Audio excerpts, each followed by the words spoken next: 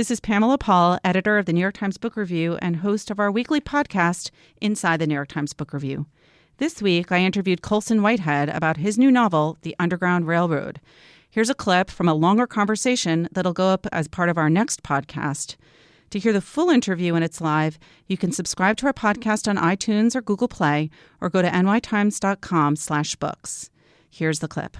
Was it hard to be in this world creatively? For I don't know how long you worked on it, but every day to be thinking about this?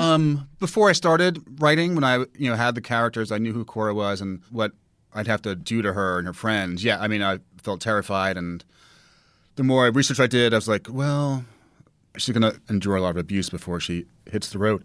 That's just a fact of being a 14-year-old on a plantation. So that was depressing and horrible. And then, I thought of my nameless ancestors. I don't.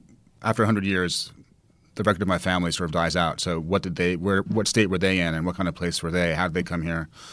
Once I got into the writing of it, I had that sort of distance to shape the material, the sort of the story. At the end of the day, I could knock off and not dwell upon it. I think there's a strange moment when I'd avoided seeing 12 Years a Slave because I was working on the same kind of thing, and after I got 100 pages in, I was like, oh, I'll watch it. I feel fine. I know what my book is. I'm not going to be tainted. And I couldn't get through it. Even though I was putting my characters in the same situation, to actually see on the screen faces, actors, but human faces go through what I was putting down the page was too awful, and I only made it halfway through the movie before I had to turn it off. I find it very interesting, the idea of sort of what do you read and watch? What do you absorb creatively while creating something else?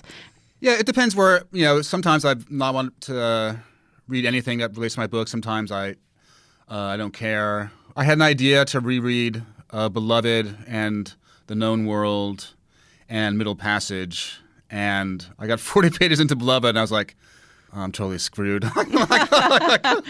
There's no way. I'm not going to learn anything. That's going to get me more depressed. So you put it down? I put it down.